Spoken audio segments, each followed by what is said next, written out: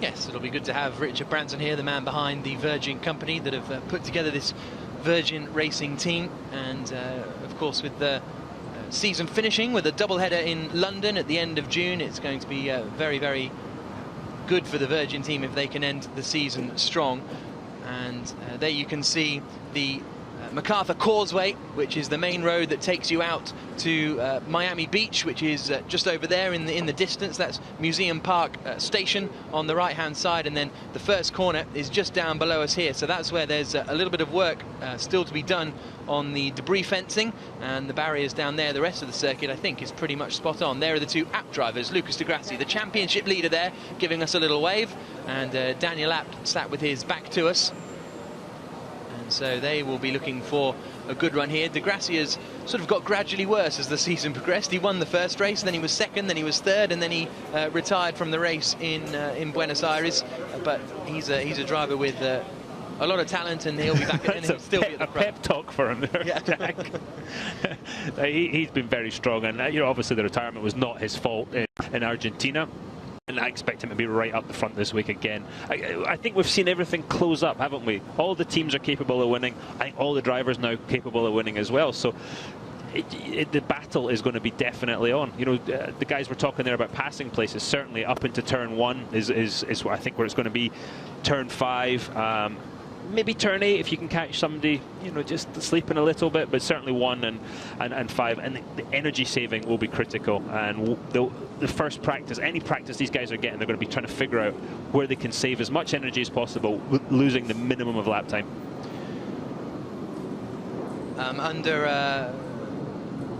Yes, we will be having a short delay here, as we've said. At 10 o'clock the session was due to start, but we're still having a little bit of work. We'll keep you up to date with that as much as we can. We have got an American driver this weekend. Scott Speed is making his Formula E debut. Scott Speed, NASCAR, Formula One, Global Rallycross. You're a very versatile driver, and now adding Formula E to the challenge. What are your hopes for today? Well, I hope we get a practice for one. It'll be more difficult now, obviously, with less track time, but having tested the cars in Donington, I at least have a feel, so it's something, but it'll be a big challenge for sure. So I have no expectations, really, just plan on having a good time. Do you think being such a versatile driver gives you an advantage, being the first race that you're doing? I don't think there's much advantage to be had. If you look at the paddock, it's pretty stacked, so it's maybe it helps, maybe not. I guess we find out. You have already tested the car at Donington. Can you cast your memory back to driving it then? It's a long time ago. I've driven a few things since then, so it's not optimum situation, but it's definitely better than nothing. Well, thanks very much. We've also got Tonio Liuzzi here, so our collection of former Toro Rosso drivers is pretty much complete now. But great to have Scott Speed here. As we said, he's a very experienced racing driver, and he had a number of Formula One starts, 28 Grand Prix starts, 118 NASCAR Sprint Cup races, so he's incredibly experienced and very quick when he was racing in GP2, Formula 3000, that sort of thing. Didn't quite work out for him in Formula One. There's Jerome D'Ambrosio, racer for the Dragon team, and there another, obviously there'll be a lot of highlighting Andretti this weekend because of the Andretti marketing department putting on this race, a sort of separate arm to the race team, but Dragon, of course, in their American race as well. Yeah, absolutely. And Oriol Servia has stepped aside now and taken a managerial role in the team, so I think that'll strengthen the team there too. Let's hear from Salvador Duran. So Salvador Duran, we're here in Miami. What do you think of the track? It's amazing. I just drove it on the simulator, and now when I came here, it's incredible how similar it is. What have you been doing since we had our last race in Buenos Aires with the 2 months we've had off? Well, I did some testing in Europe, trying to get more into the rhythm, and just keep practicing on simulator and fitness. And what's your strategy going to be for today? Today it's going to be a little bit tough, so I think we're going to go for a qualifying strategy, because last 2 rounds I haven't been so good on qualifying, and I think the team had a very good race strategy. Antonio won last race, so we'll stick to that, and yeah, that's basically it. How do you think you're going to find some more pace in this race? Well, it's just about practicing and keep pushing, and I'm finding the limit, and I'm feeling every time more comfortable. 3rd race, so I think I'm already on the times. Good luck, thank you. Thank you. It was a pretty late call-up for Salvador Duran to enter with the Amlin Aguri team, and he hadn't raced for a good 3 or 4 years, so it took him a little bit of time to adapt to racing again and get his fitness back. As Bruno Senna, Mahindra are the one team that sort of have to prove themselves a little bit. I feel like every other team has had either a good qualifying or a great race result, but Mahindra have always been there or thereabouts, but have yet to really make an impact in a session. I think that's a very fair point, Jack, and especially when you consider they've got the Carling team running them there. I think they've got the drivers, they've got the technology, they've got everything there to do the job, but it just hasn't all clicked yet, and hopefully we'll see that this weekend, because now, and at the point that Duran was making, I think as the series gets more competitive, it's more and more difficult for these guys to sort of parachute in and catch up. It's a different type of car to drive, it's a different type of tyre, which is really the most important thing, the feeling of the tyre as well. And everybody's getting to understand the cars, the drivers are getting to understand the cars better, the teams, and so for a driver to parachute his way in and try and get straight on the pace is very, very difficult. So even though Scott Speed and Charles Pic have driven the cars before, it's not an easy thing they're trying to do this weekend. So we can now hear from Nick Heidfeld, the man who was so close to winning in Beijing. He's talking to Nicky. Nick Heidfeld, we had the best results so far in the season in Buenos Aires. Are things looking up for you? Yeah, Buenos Aires was quite good, especially in terms of qualifying, where we needed to improve, was third position there. We always had the speed in the race, and hopefully we'll have a good day here today in Miami. And why did you end up getting that drive-through penalty? The pit lane speed limiter was not on when I left the garage, as it should have been, and I just realized when I was over the speed, tried to slow down, but it was too late. And what do you think of the track in Miami? I would have liked to have driven it already by now. It looks very bumpy walking it. It's going to be very interesting. We raced the car a little bit to have it on the safe side, not to have too much bottoming. There's no chicanes here, which some people don't like and think it can be dangerous, and it's difficult to set it up properly on the street circuits. I enjoy chicanes, but what I enjoy even more is to come to new circuits you don't know, and this is obviously what we're having all the time at the moment in Formula E. Well, we hope that string of bad luck is changing today. Thanks very much. So Nick Heidfeld getting ready for free practice one, which we are being told they're going to try and start at 10:30. So in some 17 minutes time. 17. That's a big boat. That's a big boat, isn't it? I think that's a ship. Yeah. And I don't really know what to say to that. Yeah, one thing, just go back to the track again there. From turn 7 to 8, there's a little chicane there. There's some train tracks they're going to have to go over. There's no chicanes, there's no curbs this weekend, so that might take away some of the issues they had with the suspension failures in previous races, but they're going to cross some train tracks. How bumpy is it going to be over those train tracks? That's going to be critical, and as you heard Nick say, bumps on the circuit. We talk about it every race we go to, but managing the bumps and getting the fastest way over the bumps is key to any street course, and they need practice time to figure all that out, get the dampers working, get the right height set so the car doesn't bottom out, and then also have the setup now with this new sort of problem they've been faced with, which is the suspension issues. So we can now hear from Jarno Trulli. He's got a new teammate this weekend, Antonio Liuzzi. We'll talk about that more in a minute, but first let's hear from Jarno. Jarno Trulli, you're looking remarkably relaxed on race day. You do know we are racing any minute now.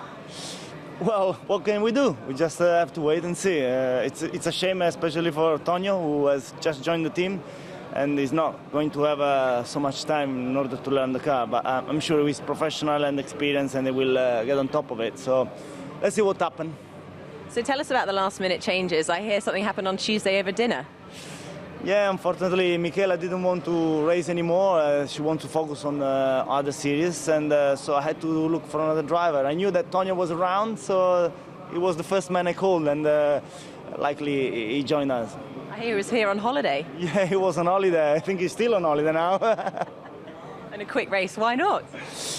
It's a quick race. It's something different for him, and he was looking, to get a chance. To be honest, I was always talking with him, even through the championship in the previous months. And as soon as the chance raised on, I gave him a chance. Do you think he could stay with the team for the rest of the season, or is this just a one-off? At the moment, it's a one-off. After this race, we will decide what to do for the future. Thanks very much, and good luck today. So that's a job interview, isn't it, for Tonio? Yeah, absolutely. Every driver's up against that, isn't it? As a seaplane comes in, there's the pressure every week to perform, whether it's a one-off audition as Tonio's got here. But is that the most relaxed you've ever seen Jarno Trulli? Yeah, it certainly is, isn't he? He's getting more and more chilled, I think, as the season progresses. And it's great to have Tonio Liuzzi in the championship, the 2004 Formula 3000 champion, 80 Grand Prix starts to his name. And the other new guy that hopefully we'll hear from at some point during the session is Loic Duval, Le Mans winner 2 years ago, 2009 Formula Nippon champion, an incredibly quick driver. But coming from a super high downforce car of LMP1 and the Formula Nippon cars out in Japan are pretty beastly. It's going to be really tough for Loic Duval to change from that. In fact, we can hear from Loic Duval now. So he's been talking to Nicky Shields. Loic Duval, welcome to Formula E, your very first race. What are your expectations for today? A lot. I mean, I think the curving, the learning process is gonna be huge here. You know, there's a lot to learn. But I saw some races on TV. It looks really exciting. So I'm really looking forward to this kind of future technology. And have you had the chance to practice in the simulator? A little bit, yeah. Last Monday. Hopefully that was a good help for me so far, and I'm looking forward to the first test here. Now you're also teammates with Lucas Di Grassi in another championship. Has he been giving you any pointers? He did show me, I mean, how it works at the beginning, but since he knows that I'm joining the Formula E, he doesn't give me any tips anymore. But you know, we are teammates for sure. But this weekend we're going to be rivals, so I will try my best to be ahead of him. So who's your biggest competitor on the grid? All of them, you know. I mean, I think it's myself. You know, I have to learn a lot of things and to get used to it, to make sure I'm ready for the first race, and afterwards, you know, we will see. But there is a lot of competitive drivers here. What are you going to be focusing on during practice and qualifying? Just to get used to the car, to make sure I stay on track. That's really important also, and yeah, to get used also to the system, to the lift-off kind of profile and these kind of things. So it's a lot to do this morning, a lot. Anything you're worried about? No, just that the time's getting shorter and shorter, but this will be fine. The challenges are definitely up for grabs. Thanks very much. Thank you. Great to have Loic Duval, the third of our four changes this weekend. The other one being a return to the championship for Charles Pic, who's already got the champagne on ice. He's expecting big things this weekend, I think, isn't he, Charles? Crikey. I hope he's not been drinking it. That was interesting. Go back to Loic Duval we were talking about before the interview. I mean, clearly he's an exceptional driver because he had to work with McNish. And no, all joking aside, he's going to have learned a lot from guys like Alan and Tom Christensen. Coming in here, very, very difficult for him as track time gets less. So we can now hear from Charles Pic's teammate, Nelson Piquet Jr. Nelson Piquet, we're here at the very first Formula E race in the USA. What are your hopes for today? I'm really excited. You know, it's this is like nearly a second home for me. And I've been here so many times already. I've lived here already. I have family that lives here. So, I mean, and it's also a beautiful place. It's a great. I love America. So it's hard for me to judge it. I mean, I'm always going to be positive about it. So I'm really excited. The track looks challenging and quick and tight at the same time. And no, it's sort of nearly the same feeling when I raced in Monaco. You know, I lived there for a long time and then suddenly racing in the streets where I've grown up. So I've been here a lot, so I'm really excited about it. And what are you going to be hoping to get out of today? I mean, you've had 2 consecutive podiums now. Could we have another third, make it a hat trick? Well, I mean, we've been close to the victory, so there's no reason why we couldn't aim for a win over here. You know, the team has been getting better.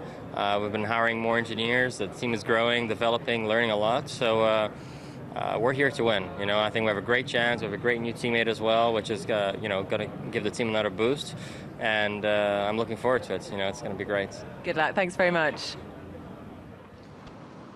So Nelson Piquet Jr., one of the sort of locals to the race, and he will be looking to continue his strong run of form after He has finished on the podium in the last 2 races, second in Punta del Este, third in Buenos Aires. A little time update, it looks like it'll be 10:45 now is the hopeful time to get the running underway, and exactly how long the session will then subsequently be, we'll have to wait and see. But it is a real challenge to get these street courses ready. The final area of circuit was only available at about 8 p.m. last night, which is the area that this camera shot is now, just underneath where this camera is, was the final part of the circuit that the guys were able to get access to, because that's the main bridge over to South Beach. So if we'd have shut this off any earlier than, you know, after rush hour yesterday, it would have been absolute carnage. Oh, absolutely, and as frustrating it is for everybody that's tuned in, imagine multiplying that for the teams and drivers. They're just sitting there seeing the time slipping away.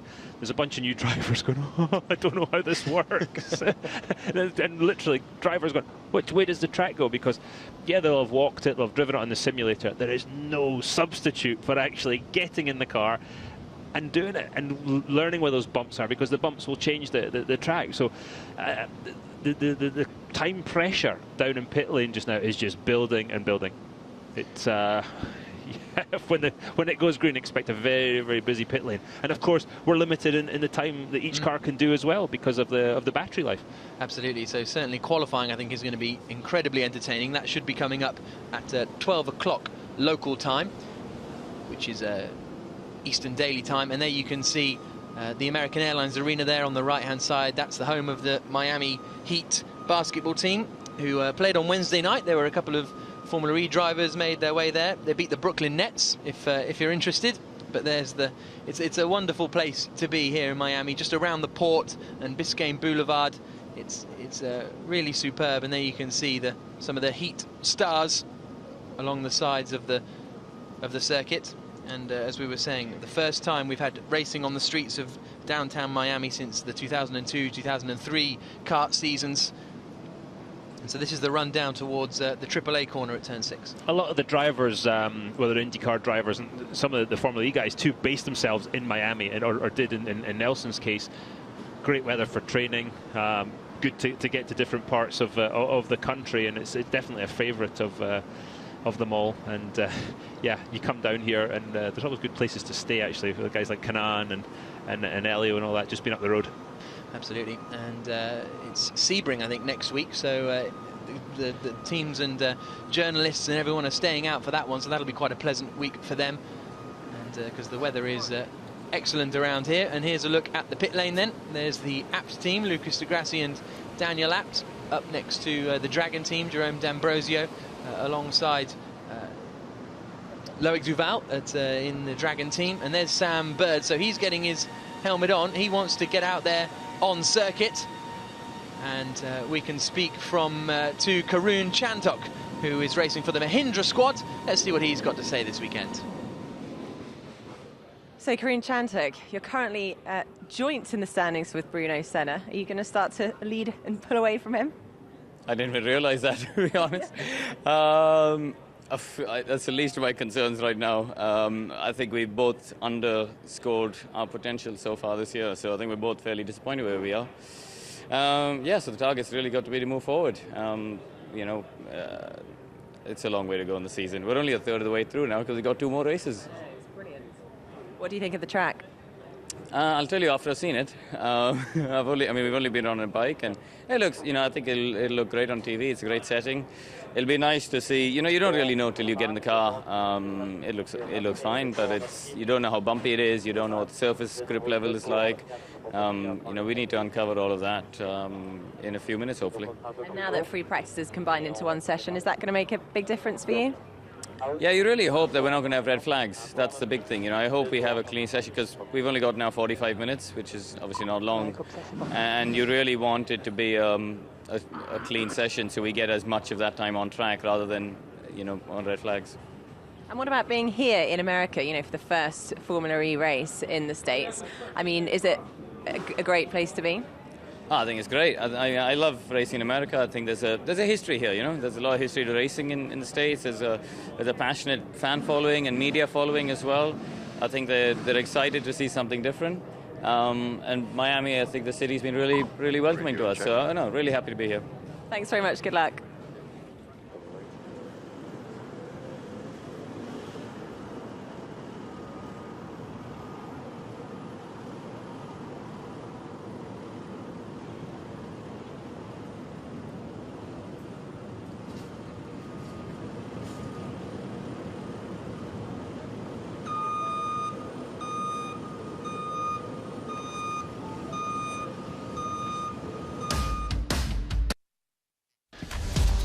The 5th round of this FIA Formula E Championship takes place around the streets of downtown Miami, the Biscayne Bay circuit. Tough track, very bumpy circuit. It's so easy to make a mistake. If you're an inch or two offline, you make a mistake, next thing you know, that's your session over. No more practice until qualifying, and you are going to be really up against it then. 25 degrees the air temperature. Here is the 2.2 kilometre Miami E-Prix circuit. You can see the timing line is down at the bottom. That's actually between turns 6 and 7. Turns 1 is the 90-degree left-hander after the sector 1. That'll be where the cars will start, but the timing line is around there between AAA and Port Bend, and it's a classic 90-degree block American circuit, which brings back memories of classic old circuits from the sort of early 90s. Really was the last time Formula One experienced American road racing, but it's still prevalent in IndyCar. And there you can see out towards those towers in the far distance there, that is South Beach, about a 10-minute ride over MacArthur Causeway. This is up the run towards turn 1, this left-hander, and you can see there's still work being done on the runoff of turn 1, so that's the reason for the delay. The rest of the track is spot on, but we didn't get access to this part of the circuit until 8 p.m. last night, and so everyone has worked through the night, but it hasn't quite come off just yet. But we were hoping to get some action underway. We're being told around 10:45 is the theory. For how long that'll be, we'll wait and see. There is the timing line, so you've got the start line the other side, but the actual timing line where you'll start and end the laps is there under the Michelin bridge, and it's a big weekend for Andretti. Their partner company have organised this event. There's Scott Speed, who is going with the plain white helmet, which I really like. That's going to be really easy for us because Tonio Liuzzi has joined last minute the Trulli squad, and so he's borrowing one of Jarno Trulli's helmets, so they're going to be in the same helmet in the same car. There's rumours they're going to be sticking some green stickers on Liuzzi's, but we'll have to wait and see. But great to have Scott Speed, an American racer in the American Andretti team here, and he'll be looking for a big result this weekend, but he's going to have a lot of pressure from his teammate Jean-Eric Vergne, because Vergne rocked up, stuck it on pole, and now Scott Speed knows that's the sort of benchmark. Well, Scott's got a very varied CV, Formula 1, NASCAR. He's currently in Global Rallycross, but yeah, Jeff kind of set the bar very, very high, didn't he? Scott has driven the car at Donington in the tests, but I would imagine he's sitting there right now thinking, okay, I've got to just get somewhat comfortable with the car and go from there. And there is, oh goodness me, that's funky, isn't it? Jaime Alguersuari's got a new lid. I'm going to put my sunglasses back on. Yeah, I know, that's sort of very 60s Miami, that, isn't it? It looks like the Art Deco of South Beach. That's cool. That is. I'm liking this. The drivers are helping us out here with a bit more splashes of colour, and I don't think Scott Speed's wearing the white helmet out of choice. I think it was all probably a bit last minute, and that was his only option. He has actually got his old sort of orange helmet here in the garage, so he could be dogged by car issues a lot of the time, but he'll be hoping he can do something a little more this weekend. It's a big weekend for Andretti, so now we will hear from Michael Andretti, the president of Andretti Autosport. Michael Andretti, this has got to be the biggest race of the championship so far for you guys. How's it going? Well, hopefully we'll get on the track here soon. So far everything's going good because we haven't run yet, but we'll see when we get on the track. We're pretty excited about the weekend. We're happy to have Scott in the car here. I think we're going to have a good week, good day for sure. I think weather's going to be great. It's a great setting, and we're on our home soil, which is pretty cool. So we have little pressure to perform today.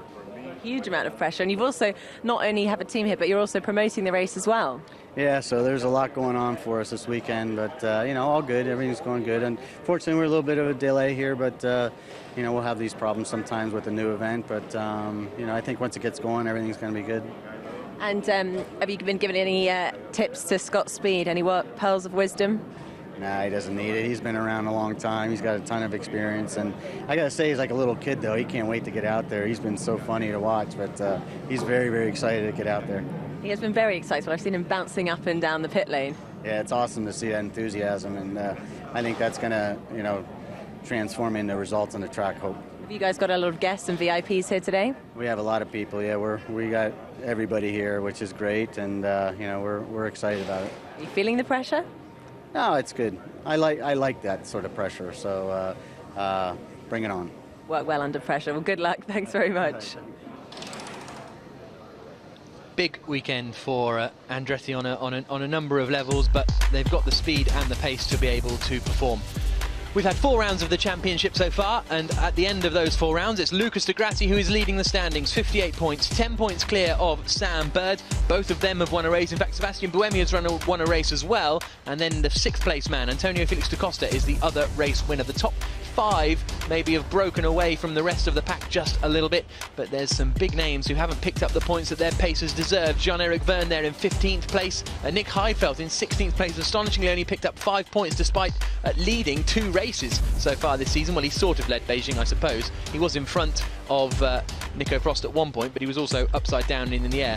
As far as the team's championship is concerned, e.dams are top of the standings there, 11 points clear of Virgin Racing, who have got Sir Richard Branson here this weekend, so the pressure's going to be on them as well. Audi Sport Apps are 3rd, and again, those top 3 have broken away, and this is a chance for Andretti and Dragon and Team China to try and close in on those in front. So there is the pit lane. We're still getting ready. We've got Jean-Eric Vergne's actually got a new lid for this weekend as well. That is Jean-Eric Vergne in the 27 Andretti car, and he is again going to be very quick, and he's been a real boost to the championship, having Jean-Eric Vergne here, because he's been incredibly exciting. He's really drives in an exciting way, and there you can see his view. That's what it's like to have a cameraman in your face saying wave to me. And, so that's great to have Jean-Eric Vergne in the championship, and he really has been so impressive. He has. He's got a very flamboyant style in the car, and he's quick. And ultimately, who cares about the style? It's about the lap time, and he's been quick. You can't say enough about him. He's come in here, great personality too. Really relaxed, very friendly, and yeah, great addition to the championship, absolutely. Jerome D'Ambrosio is 8th in the championship. In Buenos Aires, it was the first time that he hadn't finished in the points. In the background there, we've got Roger Penske talking with Jay. If there's a for Jay to have a guy like his dad, Roger, one guy you want advice from, you know, it would be amazing to get his take on it, how to run the team. Guys like him and Chip Ganassi. I mean, Roger Penske has been doing this since the 60s successfully, and as a driver, his team were always the guys you had to beat week in, week out, and it was a great feeling when you did manage to get one over on the captain and his boys, but he always made it difficult. The ultimate detail person. It's all about the details. It's all about getting every little bit right, and his enthusiasm for racing is still as strong as it was, I think, in day one. And you ask any of his drivers, you know, if you have a bad day, he wants to know why, and he wants to know how they're going to make it better. So great to see him here today. So here's a look at the course. The start line was just back there under the bridge. This is the Qualcomm safety car coming down towards the left-hander of turn 1, which is Andretti, because the Andretti Sports Marketing department have an office on 900 Biscayne Boulevard, just to the right of this camera shot. So this is, I thought we might get a full lap with the Qualcomm safety car as they make their way around. I think they were just telling those guys to get off the track, because actually the safety car is now on. Yeah, and it looks as though all the diggers and everything have been removed from that first corner. Then they come around underneath the monorail and underneath MacArthur Causeway. They go up on 11th, do a little double right, and then head back on 12th. And this is going to be a very tight, it's not actually that narrow many points of this circuit, which is quite cool. Then maybe the session won't be starting just yet, because there's still a couple of debris fences that are still needing to be put in place, but that looks like pretty much the final part of it. We can now hear from Jean-Paul Driot, the owner of the e.dams team, his squad atop of the team's championship. So Jean-Paul Driot, you guys have had 3 out of all of the podiums, not podiums, sorry, let's do that again. Cut that. Can we cut it? Just so they're aware. Start again.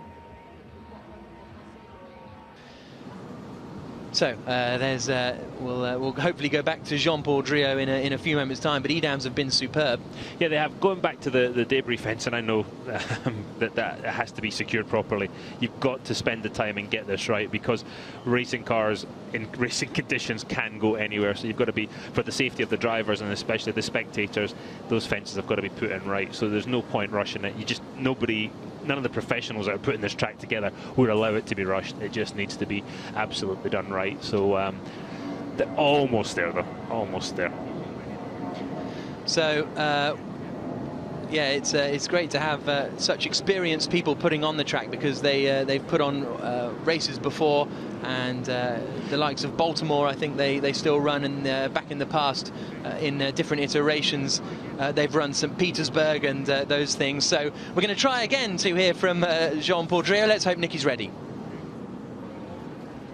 Jean-Paul Driot, you guys have had 3 pole positions so far. Can we see another one today? You know, it's pretty difficult to say, because, you know, pole position, it's always a concourse of different parameters, and you need to have all of them together in order to be at the top. This is true that we had 3 out of 4, which is a good sign, but, you know, we never want to say that we are going to be there. First of all, because we are superstitious, and secondly, because this is motor racing, and motor racing, you are never sure of anything. And it's brilliant news as well that we've got Renault's been announced as a manufacturer for next year. Yeah, for us it's very important, because, you know, the powertrain is going to be open for next year, for season 2, and it's very important to be linked with the manufacturer, doing the technological development with, you know, their knowledge of electrical cars, and also being a big manufacturer. It's very important to have their support. So we hope that, you know, all together with our aim of knowing how to race cars, it should do a good package. Jean-Paul Driot, thank you very much. Thank you, Jean-Paul Driot. Well done, Nicky. And yeah, it's the e.dams team have been really strong so far this season. So the accent's different, but he's definitely got the Michael Andretti thing of not actually saying anything and saying a lot but giving nothing away. And everybody's superstitious, aren't they? Doesn't matter how high-tech, how, you know, professional the outfit, the superstition is still there. Nobody wants to say, oh yeah, you know, our cars are flying, we're going to get pole. There's always that, yeah, we think we might. That's the life, isn't it? Yeah. That's the sort of life you can have if you're a dog in Miami. And happy days. Does your dog go on boats or just jets? But my dog, yeah, pretty much everything. Helicopters, boats, jets. My dog is the world's most spoiled dog. So this is the final corner on the circuit, turn 6, the AAA, and which is named after the American Airlines Arena, which is just there behind it. And this is the first time we've had a race in downtown Miami since the 2002 and 2003 events, which were just a little bit further south of here, but not too far south, literally a block or two. But there's Sebastian Buemi, the man who's 3rd in the championship at the moment. 2 retirements so far this season, but still 3rd in the standings. And when he finishes, he wins or he's on the podium. But he made that mistake in Argentina, didn't he? Whilst leading, I mean, he had done such a good job, all the hard work, and then just misjudges it and clips the wall. And you could hear it in his voice when the radio came on, and he was just distraught. Problem he's going to have today, most of the apexes, I would say 90% of the apexes, are just concrete walls. There'll be no room for misjudging on this track, and so there's no curb to give you that little bit of leeway. So a slightest mistake is going to be punished. And but if he gets it right, I think he's still the guy you would say is the quickest of the drivers. The combination of him and the e.dams team, Jev, I think is probably right up there too. Just that ability to run that one lap. Absolutely. There's, I think there's one curb on the whole circuit, which is up at turn 4, because there isn't actually a barrier on the inside. It's there's a bit of space. So there is Loic Duval, his blue and red helmet, and he is getting ready to head out onto the circuit. A newcomer to Formula E. This will be his first run out in the Formula E car. Now, the Dragon team here, Oriol Servia, who you can kind of see in the background there, he has stepped aside as the driver and gone into a management role there. And that's, Jay Penske was telling me this morning, huge help for him. He's got so much going on with his other business interests. So, you know, Oriol's really going to be part of that part of the team now, and I think that will be a massive help. So we've got Loic Duval's team radio open, so he was talking for a moment there, but there's Nico Prost. And I believe the plan before the season started was not for Oriol to race. That sort of came by the by. He was always going to go into the sort of management role, and then thought, actually, oh, I'll give it a go. And but then when Loic Duval comes along, he's sort of gone, well, actually, that's a really strong driver. Yeah, I think circumstances put Oriol in the car, and he was definitely not too worried about getting in there and having a go, and actually was on pole position a couple of races ago. Malaysia, wasn't he? Yeah, Malaysia. So it's interesting to see how it's all shaken out, though. How much, obviously we've got the powertrain manufacturers are coming in. How much of Loic Duval coming in has got anything to do with Audi? Sort of, obviously Audi are tied up with the AB team, but how much is them sort of putting more drivers in there to get experience?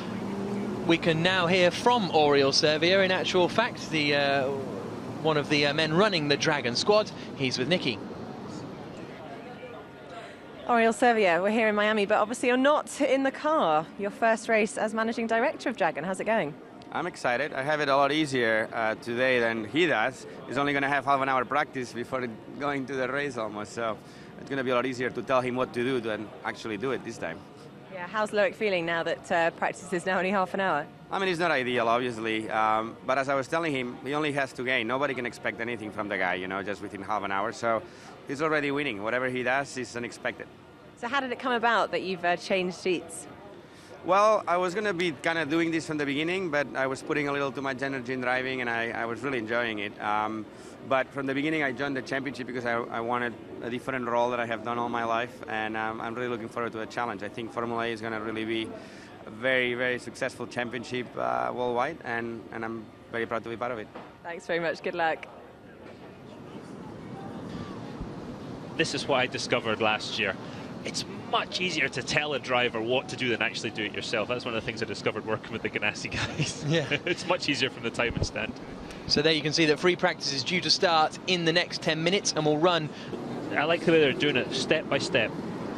Motor first, then we'll start working on the batteries. It kind of keeps the costs under control, and it's a step-by-step process. I like that, and I think you see you've got Abt, you've got Andretti, Mahindra, you've got a couple of the different Motomatic, Nextev, Renault, Venturi, and Virgin. How many of those are fronts for manufacturers? I don't know. Some of them I've got my sort of suspicions that manufacturers are getting involved, which is great. And that's, to me, was one of the main things about Formula E. It's about developing the technology.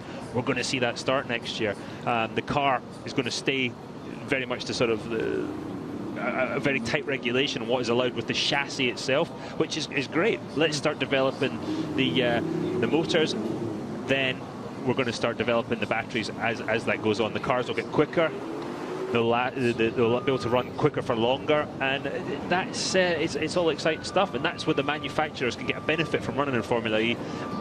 There's no better place to proof technology and to develop technology quickly. So there you can just see the curb at turn 4. We just cut away from it, but it was just there on the inside line. So those are the only two curbs on the circuit, and we saw the Qualcomm safety car making their way round. If I'm the drivers right now, I'm getting out, because it's 40 minutes until you're actually going to go. I'm thinking, okay, enough's enough. Let's get out for a little while, have a stretch, and get back in when it counts. It's a long time to be sitting in there, and it's getting warmer all the time. Yeah, so just to confirm, we are hoping that the free practice session will start in the sort of next 10 minutes or so, ending at 11:30. And then qualifying will start at 12:10, which is 10 minutes further from... Yeah, sorry. So that's why I was only allowed to drive. Yeah, exactly. Sorry about that. So let's hear from Trevor Carlin, the man who's running the Mahindra operation. He's with Nicky Shields. So Trevor Carlin, sporting director for Mahindra. Both Bruno and Karun have had a few difficulties getting off the start line. Luck hasn't necessarily been going their way. Do you think things could be looking up today? Yeah, I think so. I mean, we've done a fair bit of work back at the factory on the simulator, so we're getting their confidence back. But I expect them to go well this weekend. We've prepared for this event. We're fairly confident. So have you prepared differently for this race than others? Well, it was very difficult for us to get on the simulator for the last 2 rounds because the track map was late to be made and we couldn't make the model. But this time we managed to do it, and the boys have done a lot of work on the simulator, so they're ready. Unfortunately now, because of the delays, we're losing that track time. So, I think we should be looking all right. having less track time during qualifying or during practice, is that going to affect your strategy for later, or is it be the same setup? Well, we're not really going to be able to test very much stuff, so we're just going to have to go with what we've arrived with. The big thing will be working out a consumption for the battery, so we don't go outside the regulations. So we need to run just to get some figures. And obviously it's a shorter race and a slightly different setup or layout than previous races. Has that changed the energy management? Not really. You still want to push as hard as you can for as long as possible. So, you know what race teams are like. We'll always push right to the limit to get as much as we can out of it. Well, thanks very much. Good luck. And that again is Nick Heidfeld about to go out onto the circuit in the Venturi team. Tonio Liuzzi is the man who is actually looking at. He was in the opposite garage, Tonio Liuzzi, and I've just been sent a picture by the Trulli press group of Antonio Liuzzi's new helmet. He had borrowed one off Jarno, but they've stuck some stickers on it, so now it looks a bit different, which is very kind. Interesting with Scott Speed here. Small thing, but there's no visor strip. Valuable advertising space there. I don't know if I was thinking more driver comfort or actually, you know, getting the sponsor a bit of airtime. I'm sure Michael will be looking at that now. And oh, here we go. Yeah. Green flag then here in Miami as the cars head out of the pit lane and onto the circuit. This is going to be a frantic half hour. It was frantic even getting out of the pits. Yeah, we almost had a Prost Piquet, a bit of an accident there. So they will be heading out onto the circuit for the first time. And this is going to be very interesting to finally see the cars on track. They now know they've got 30 minutes to get the cars ready for qualifying. There's so much pressure on these guys, and it's going to be really dusty at the start as well, because although we're not right by the beach, it is still a sort of very dusty area. And they were just showing the train tracks here that they're going to have to go over. Yeah, it'll take a while for the track to clean up, but as we've discovered at the previous Formula E races, the rubber doesn't really go down, the track doesn't change that much, it's just really cleaning it up a little bit. So this is now up through turns 2 and 3. They come off 11th and then up north one block onto 12th. A little bumpier there, yeah, the roundabout the pit lane where we are. You can see there's all sorts of different surfaces there, aren't there? And then they come right back onto Biscayne Boulevard at Museum Park. And then they head back down the wrong way, down Biscayne Boulevard. And there is Charles Pic in the Team China car. Jaime Alguersuari is at the front of this queue. Then it's Jean-Eric Vergne. Then it's Lucas de Grassi, who I think has got a slightly different helmet design as well this weekend. So Formula One have brought in rules to say you can't change your helmet over the course of the season. Formula E seem to have gone, oh, please change your helmet. That'll be a real help. So Jaime Alguersuari leading the way as they come across the line. Big bump there into turn 6. I just noticed there's a sort of a guttering. And so there you can see coming through the kink, that's where the railway line is as they bump over it. I just saw a green flag waving in turn 7, so maybe they've decided to rescind that yellow flag for the whole. Unless it's only there for the race, because in practice you want to be pushing as much as you can, so you can't have the yellow flag there in sort of qualifying, I don't think, because then you'd effectively have to back off, and so I think you can go flat out in qualifying, but it's just no overtaking during the race, I believe. You could be right. Anyway, Jaime Alguersuari out there on the circuit, up at the far part of the circuit. He's on 12th, turning right through Museum Park and then heading back down Biscayne Boulevard. Great to have the cars out here on the track finally in Miami. The grandstands are starting to fill up nicely as well. You see them weaving about, trying to avoid the bumps there. That's what was going on. This is down into the heat. And then along the little stretch on 8th. Watch the bump here, just coming up. There we go. Oh, yeah. Right in the middle of the braking zone, as usual. And it's like they put them there on purpose, isn't it? Yeah, you sometimes think they do. So Jaime Alguersuari crosses the line, a 1:15.844, but that's quickly going to be beaten and has been beaten by Stefan Sarazan. But we're probably a good 3 or 4 seconds off the pace we'll see for pole position when the qualifying session gets underway. But at least. But now we're going to be starting to see the times come down. And the good news is, I suppose, is that in this 1.5 hour session, they're only going to use one or maybe a little bit of their second car. So if you shunt this one, you will sort of be all right, because you've got another one for qualifying. What was going on there? They were splitting the Andretti car, and it was like the Andretti guy was sort of on pit lane cruise or something. Yeah, well, Sarrazin didn't look very happy with that. No, Antonio Felix da Costa's followed him. It was Jean-Eric Verne who is the Andretti guy. Scott Speed P1 at the moment. Yeah, 1 minute 12.862, 1.6 seconds quicker than anyone else, but the times are going to drop and drop and drop as they come back down Biscayne Boulevard into turn 5, the heat, after the Miami Heat basketball team who play in the American Airlines Arena. Sarrazin getting the car stopped and turned in for AAA across the line. He's going to come and probably go quickest. He does 1 minute 10.772, so we're going to see massive drop-offs in lap time over the remaining 25 minutes or so. You can see the order on the left-hand side there. The train tracks don't look like they're causing any problem at all. It's actually the bump slightly before that the cars are getting a little upset over. Yeah, they filled in the actual tram lines, as it were, with tarmac. So I think it's rubber, believe it or not. Oh, really? Yeah, I was up there this morning having a kick about and seeing what it was. So this is coming down into the left-hander of Andretti by the Andretti buildings, and then you can see the MacArthur Causeway there on the left-hand side. Really, really cool stuff to see the racing cars and the road cars in the same shot. And that is Charles Pic. That is Nick Heidfeld in the Venturi car, in the black and red machine, who we go on board with now. So let's ride with him for a bit and see what we can find out. There's a little curb on the inside here of this right-hander at Museum Park, because there isn't actually too much of a wall there. Then we head back out onto Biscayne Boulevard, down towards the heat. You can see Heidfeld's got some notes on his little windshield there, which is quite interesting, telling him what settings to put in at what point. A little crib sheet almost. Yeah, a little reminder there, yeah. And then, so through that left-hander at the heat, that's the American Airlines Arena on the right-hand side. Straight on here is the pits, but we stop and turn right through AAA and across the line. It is very bumpy, actually, isn't it? It's bumpier than I thought. Yeah, all this concrete section as well. This is more concrete than asphalt. Then you're going to see them crossing the train tracks here just in a second. There we go. No worries really at all, was it?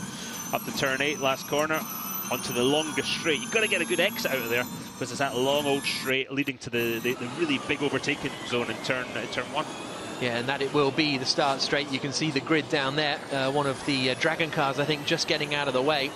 And through the left-hander comes Daniel Abt for the Abt team. Still Stefan Sarrazin, the quickest man out there at the moment, but they'll just be learning the track, and they probably won't have it turned up to 11 yet either, in the fact that they can use their full 200 kilowatts of available power. I think we'll see that when they swap cars, won't we? Yeah.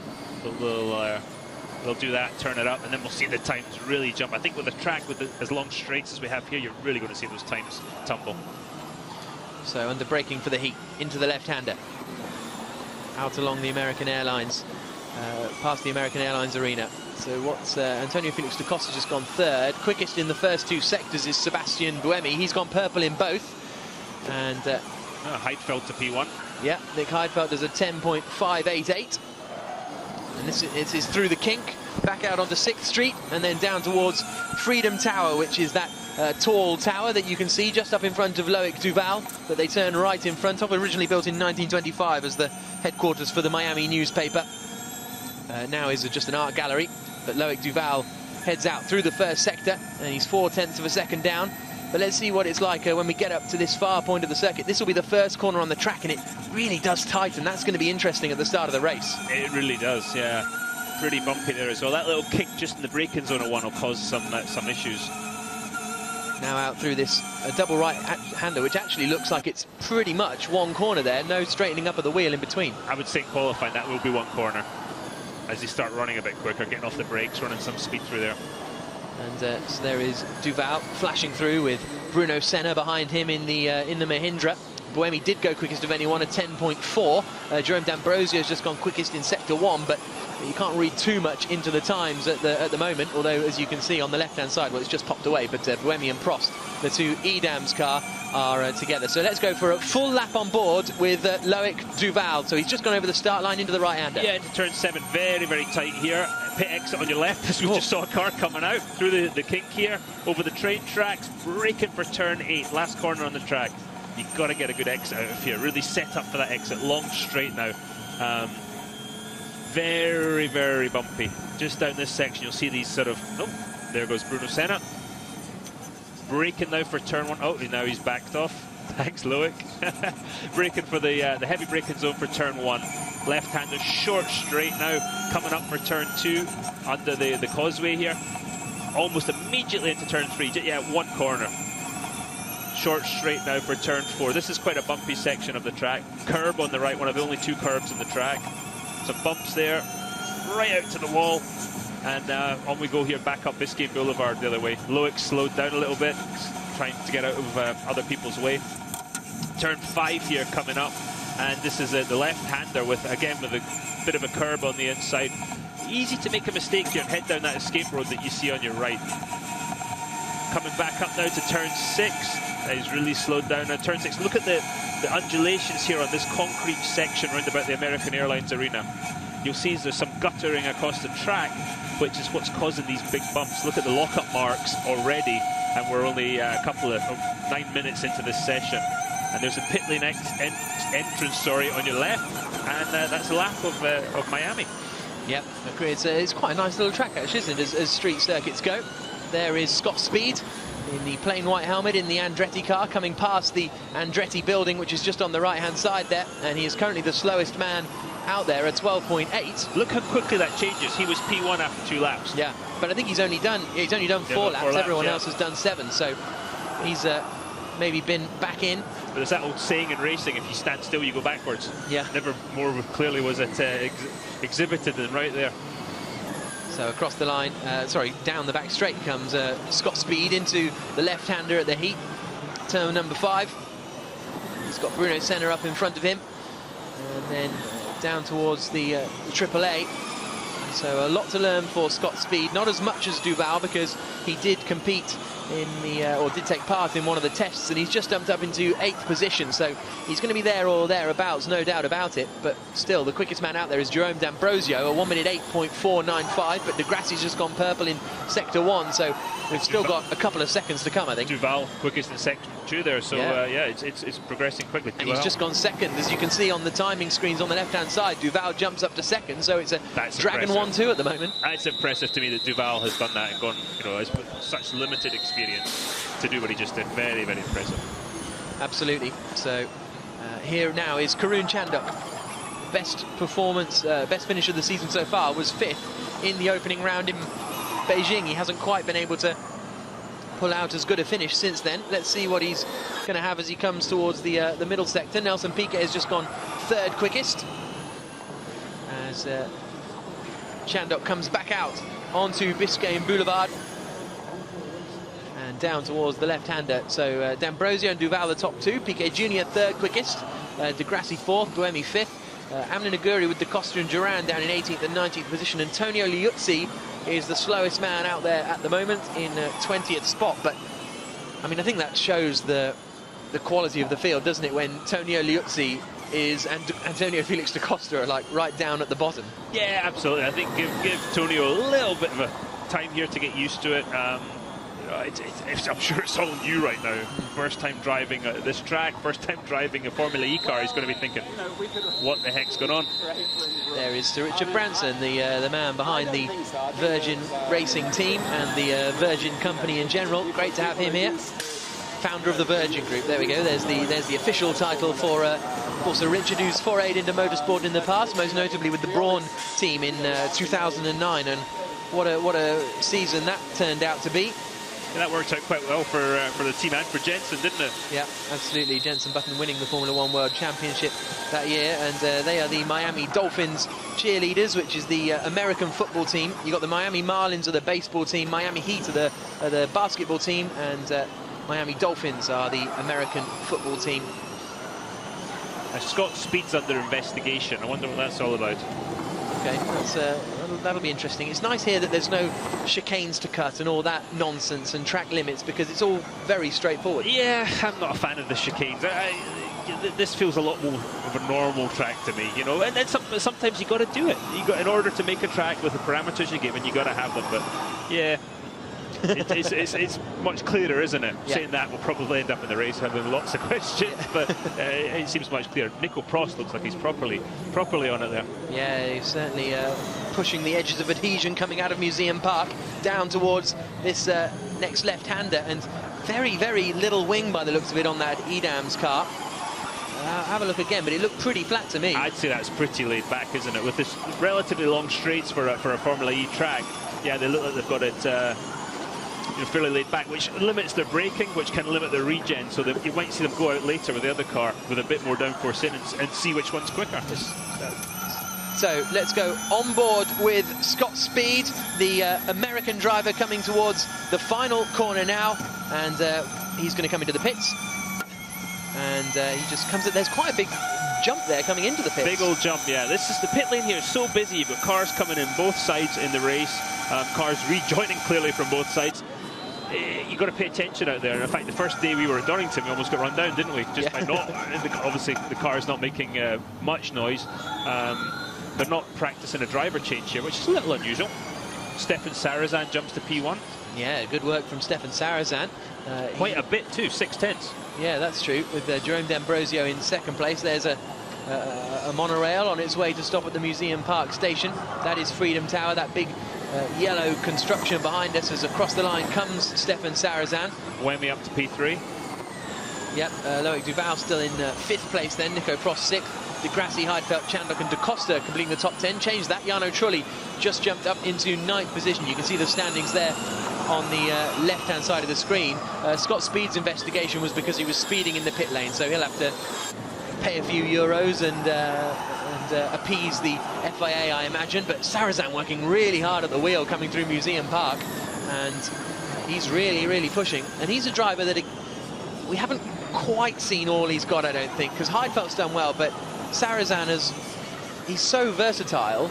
Does that, is it a jack of all trades, master of none sort of situation? Surely No, not. I don't think so. I think Sarazan is a proper driver. He's a guy I've got a lot of respect for because of the versatility, absolutely, but he also can make any car go quick. And I'm talking about, as you say, I'm talking about being a master of different cars. So I don't think we've seen the best that Stefan Sarazan's got to offer yet, and I think some of that might be the Venturi team, but as you say, Heidfeld has done it, and I'm expecting and waiting for the breakthrough from Sarazan. Here we go. This is Loic Duval here coming into turn 7. There's a car out of pit lane. That is going to cause problems in the race, I'm sure. Through the kink, over the train tracks here, down to turn 8. Quite an open entry there. And he's going to be held up here onto the long straight of Biscayne Boulevard. In the race, you're going to be setting up here for the little kink just as you brake for turn 1. That kink's going to cause some problems, I would say, in the race. A little bit of regen there, practicing a bit of regen, and right up close to the wall, both apex and exit. Again, practicing regen down a gear. Turns 2 and 3. A little slow there through 3, braking for 4. You're going to see the curb here on the right. Over a bump, out to the wall, back down the other way on Biscayne Boulevard. Probably another one, or maybe your best overtaking opportunity there into turn 5. He's kind of sitting behind you a little bit with the traffic. And down to the most bumpy section now, down into turn 6, past the American Airlines Arena on the right. I had a thought about overtaking, but then thought better of it. Turn 6, very, very bumpy, over the finish line. And back into turn 7 again, probably the tightest corner on the course. And that was a lap of Miami. And it's Jaime Alguersuari that Duval is following. And Alguersuari seems to be sort of just driving around in the middle of the road. It's odd. Did he just block him? Yeah, well, they're going side by side now underneath the start line down towards the first corner. Here's Bruno Senna, a little bit of a lock-up from him as the Michelins try and get a grip on the circuit. What's he doing so far on this lap, Senna? We're just trying to see him on the timing screens at the moment. No, he's 3rd quickest, so I don't think he'll improve on this lap. But Senna up in 3rd place at the moment. No, he was 16 seconds down, but that's a good performance so far from Senna. That Mahindra car looks very stiffly sprung there. Look at it, reacting to the bumps. It's really massively, it looks very, very stiff. They've got a load of damping in the car. And maybe that's something they found over the 2 months between Argentina and here, the fastest way to make the car go round. Lucas de Grassi has just done the fastest first sector of anyone. That's the man just turning in front of us now and heading out towards AAA. What's his middle sector been like? A 24.3, so that's 2 seconds off the pace. So he's not going to improve on this lap, I wouldn't have thought. Lucas de Grassi currently in 8th position, and he does actually, but still lost a couple of seconds in that middle sector, so plenty of time for De Grassi to find. The field at the moment covered by 3.7 seconds. Are we finding the guys now putting the car, turning it up to qualifying levels of power and going for those 1, possibly 2 laps? That's probably what we're seeing here. Absolutely. De Grassi, the championship leader, a first, second, a third, and we've got a yellow flag off, and that is Nick Heidfeld. So he has gone straight on, tried to turn it around, I think, and that's what he's struggling to do at the moment. I don't think he's actually crashed, as it were, but has just overshot that braking point and is now trying to find reverse. The great thing about these cars is they could go as Karun Chandhok goes up second. Let's see if whoa, big lockup. Yeah, that was that kink there. He had a slight bit of right-hand lock on, and just there you go. There's the result of it. They really struggle with the brakes with these cars, the guys were telling me, because of carbon brakes, but they have no way of blanking them off to get them into operating temperature. So they kind of go in and out all the time. They vacillate in and out of the operating thing, and nothing worse than a carbon brake when it's not up to operating temperature, and when it bites when it gets into operating temperature. You see the result there. So Heidfeld, I think you can hear the gearbox working as he tries to find reverse gear. What you have to do there, if you could, sometimes is rocket back and forwards. We've just seen Liuzzi go to P2 there. Yeah. If he did that with a yellow at turn 1, though, he might be in a wee bit of trouble, but that was an impressive lap. Yeah, that was good stuff from Antonio Liuzzi to go second quickest. Sam Bird is currently the slowest person on the circuit. My favourite fact about these Formula E cars is he's trying to put it in reverse, and theoretically these cars could go as quick in reverse as they could going forwards, because it's just a question of switching the way the motor turns around, and poof, they could go backwards at 120 miles an hour. So I think that's an idea for the future. Heidfeld wants a push now. Didn't Darren Manning do that at once? Didn't he break the record or something driving Really? backwards? Yeah, I think he did. It's bloody terrifying. So Nico Prost is the quickest man out on circuit at the moment. None of these guys should be improving too much. Here's Jean-Eric Verne coming into the right-hander of AAA and across the line. He looks like he's starting a lap here. Yeah. Old Jev, he looks pretty quick. And they'll all be gambling that by the time they get back around, that will have been cleared. But yeah, across the tram lines they come. This is a problem now for Nick Heidfeld. He's missing, if he doesn't get going again, 10 minutes of a session. That's a massive percentage of practice. We've got a green flag now, so he's managed to get out of that runoff area. So Verne was the man at the front of this queue, who's coming down towards the left-hander now. Through he comes, and yeah, he's really pushing, isn't he? What's he done in that first sector? 18.8. Not bad. Okay, yeah. A low 18, high 17 is the sort of quickest we've seen in that first sector so far. But nevertheless, the Frenchman is pushing as he comes back out through Museum Park, back down Biscayne Boulevard, and he's got a couple of cars following him that aren't really staying with him at the moment, but there's a slowing Antonio Felix da Costa up in front. That horrible feeling when you're on a qualifying lap and you see the traffic getting closer and closer to you. Down towards AAA. He's really bumpy under braking there, and then out and across the line. Any improvement for Verne? Yes, he goes 6th quickest, 0.8 of a second slower than Nico Prost. It looked more spectacular than that, didn't it? Yeah. It looked like a better lap. Through the kink they come, which takes them back out onto 6th Street. And Scott Speed has now turned it up to 11, I think, and is starting to push, because he's suddenly closed in on the guys up in front and is about to flash past his teammate. Now, Scott is doing a smart thing here. He's following somebody else. These guys have got a lot more experience of the car than he has, so he's following them, providing they don't start to hold him up. Quite a good tactical move, actually, just sort of figure out where are the limits. And he's got that rabbit to chase of the Team China car and the Virgin car. Yeah, it's Alguersuari and I think Nelson Piquet Jr. that are the two men up in front of him. Alguersuari in the Virgin purple car in front, and I think Michael Andretti was getting a little bit animated there by the sounds of it because of the guys holding him up. I think there's Nick Heidfeld. You can see he's back on the road again and heading back to the pits potentially, or he might just keep going because he wouldn't have picked up any damage. Karun Chandhok is about to go quickest of anyone. He's gone best in the first sector, best of anyone in the second sector. So watch out for that Mahindra on circuit, because he is surely going to jump to the top of the times before too long. Nelson Piquet Jr. is that middle red and gold Team China car, and there he is coming out through Freedom Tower and out onto the boulevard once more. Karun Chandhok does go quickest at 1 minute 6.689, 0.8 of a second quicker than anyone else. So I wonder if that's a full 200 kilowatt power run. We'll have to wait and see. Bloody impressive, whatever it is, yeah. So there's PK Jr. in the red Team China car. You would almost say that Al-Jawhari is getting away from him just a little bit, wouldn't you? It's always difficult to know, though, exactly what power settings these guys are on as well. And in practice, they're going to be doing all that development work of, okay, where can we regen and where we're going to lose the minimum time. Well, we saw when we were on board with Loic Duval earlier on, he was practicing the regen, and the regen is effectively a paddle that the guys pull when they come into braking, isn't it? Well, it can be a paddle, or you could just have it set up that when you lift off the throttle and it goes into coast, okay, then it will regen automatically. There's different ways to set it up. At first, everybody was talking about using the paddle, and now it sounds like the paddle, different drivers, different techniques, but the paddle is maybe just a tuning technique for the car almost.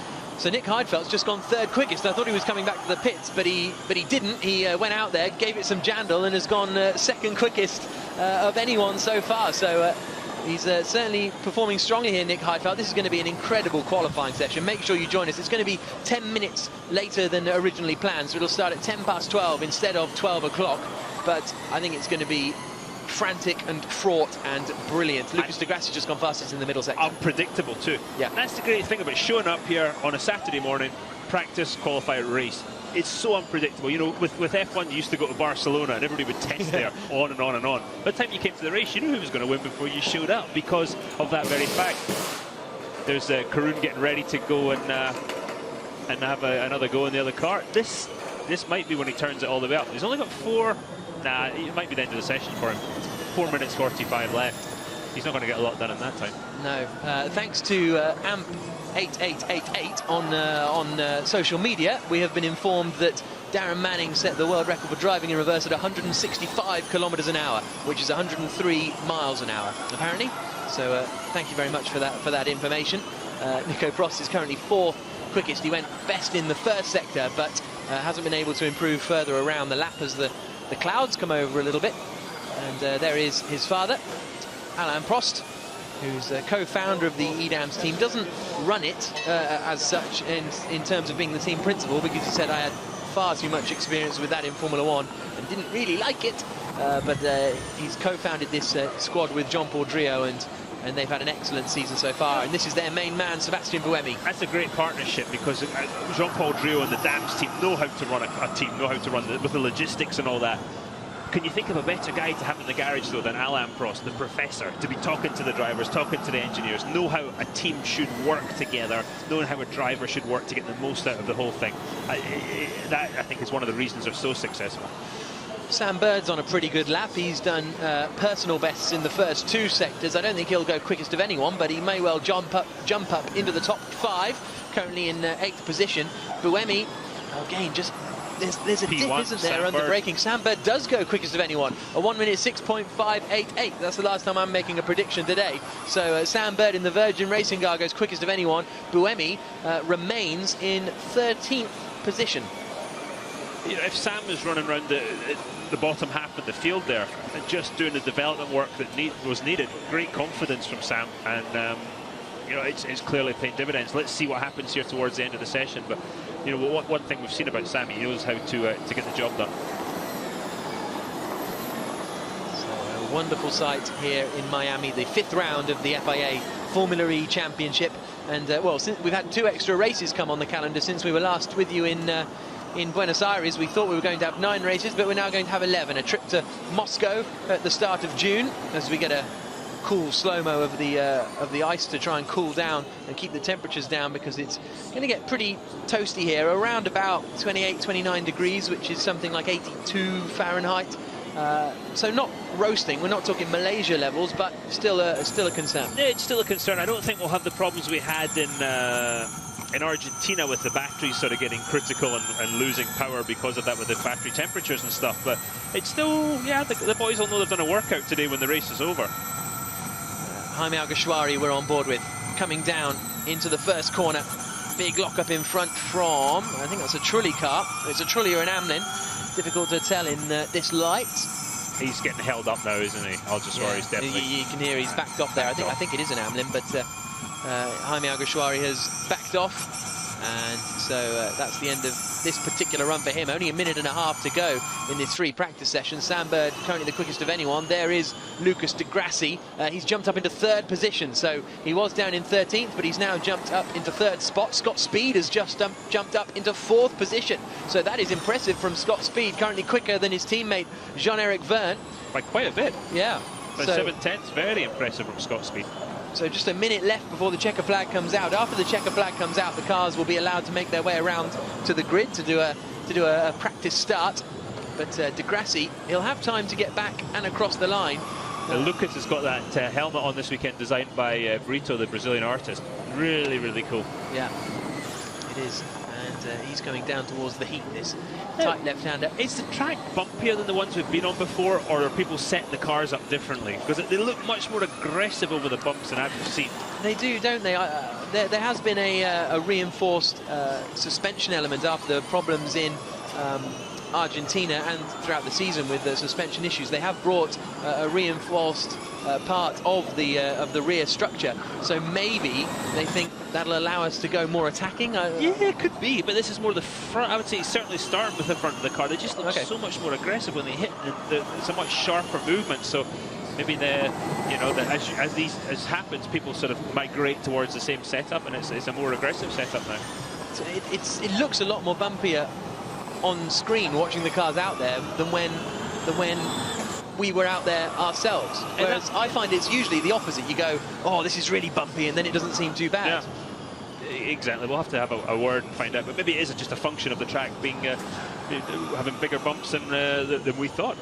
So the checker flag is out. And just go back to setup for a second. Everybody, I would say, the rear wings are the most laid back we've seen them so far. The minimum level of downforce for most of the cars in the field. Yeah, because there aren't, with all the 90 degrees, is there that much? Are you that downforce limited in any of the corners? Yeah, you still will be. You absolutely still will be. But it's that trade-off. Straight line speed against there's de Grassi coming over the line, 3rd quickest there. Yeah, it's that trade-off against straight line speed against braking ability and mid-corner speed. Sam Bird doing a debrief there with the engineer, talking him around the track. So here we're having the practice race start. The lights go out, and away they go. Good start for Verne. Pretty poor start for Jaime Alguersuari, but that's going to be a great place to watch the start of the race. Can we watch from up there, do you think? I know. That's where we need the commentary booth, isn't it? Yeah. As away they go. And just getting the start procedures right, because we've seen, although initially it was thought that starting these cars would be reasonably straightforward, you just stamp on the throttle, away you go. We saw, especially with Verne in Punta del Este, it's still possible to get plenty of wheel spin and lose positions. With the amount of torque that an electric motor produces, instant torque as well, yeah, you can definitely light up those tyres. So any advantage you can gain off the line is going to be key. And yeah, we definitely have seen that. There's Bruno Senna doing we'll be talking about the session that's just gone. 11th quickest. They're not going into too much detail though. Yeah, maybe they've done that bit already. Yeah, perhaps. How many laps did Senna do out there? 13, which is half the amount of Lucas de Grassi. So that's quite interesting. And Charles Pic did 22 laps as well. The lowest amount of laps was Jarno Trulli, who only did 11. And his teammate Liuzzi, was in 8th position. So Jarno might not invite him back. Yeah, absolutely. So let's hear from Sam Bird, the quickest man in free practice, 2nd place in the championship standings. Let's go to impress the boss. So Sam Bird, fastest man out on track at the moment. What's it like to drive around the track? It's a mega track. I've got to say a massive thank you to the organisers and everybody actually around the circuit this morning, because they pushed so hard over the night to get this track ready for us to go racing here. So I think us as a Formula E family need to thank the City of Miami for putting on a great event. So why is it such a mega track? Well, we're in Miami. It's pretty cool. We've got the big boss here, Sir Richard Branson. We've got lots of supporters here, so fingers crossed I can do them proud. And a few girls behind you as well? Absolutely, yeah. So what's your focus going to be for qualifying? Just try and do the same. I'm in Group 2, which isn't ideal. The track's just going to evolve more and more and more, but you know, we've shown that we've got good pace there. If I can qualify at the front, then maybe we could have a really good race here. And have you changed your strategy at all? Because obviously practice was a lot shorter than we expected. And we've got a friend behind. Hello, Sir Richard Branson. Welcome to your first Formula E event. Okay. Are you pleased with this performance? We're always pleased with his performance, and so it's great just to arrive and see you first on the board so far. So anyway, good luck for the rest of the day. You're obviously a good luck charm. Yeah. Anyway, I've got work to do, sorry. Thanks very much, guys. We'll see you later.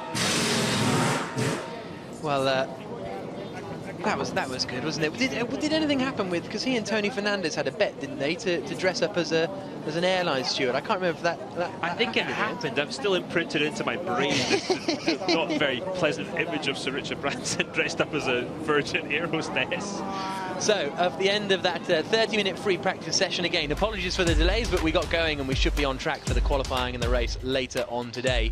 But at the end of that free practice session, it was Sam Bird who finished the session quickest, 1:06.588, a tenth of a second clear of Karun Chandok. Third place for Lucas Di Grassi for the Audi Sport App squad, 0.3 of a second further back. Scott Speed on his debut, fourth quickest, very impressive for Andretti. Then the Daniel Abt and Nick Heidfeld, Nico Prost, Tonio Liuzzi on his total debut, never driven the car before until just now, and he's ended the session 8th quickest. Sarrazin in 9th, Jean-Eric Verne completing the top 10. Bruno Senna there in the 11th position, Jerome D'Ambrosio, Sebastian Buemi there 13th. I think he'll be a little bit frustrated with that considering his teammate was up in 7th place. Charles Pic in 14th, Alguersuari 15th, and his teammate Sam Bird was top of the standing. So again, that's going to heap up a bit of pressure on Jaime Alguersuari. Loic Duval making his debut in 17th position, and Amelin Aguri, race winners last time out, 18th and 20th positions for them. Trulli 19th, but he only completed 11 laps.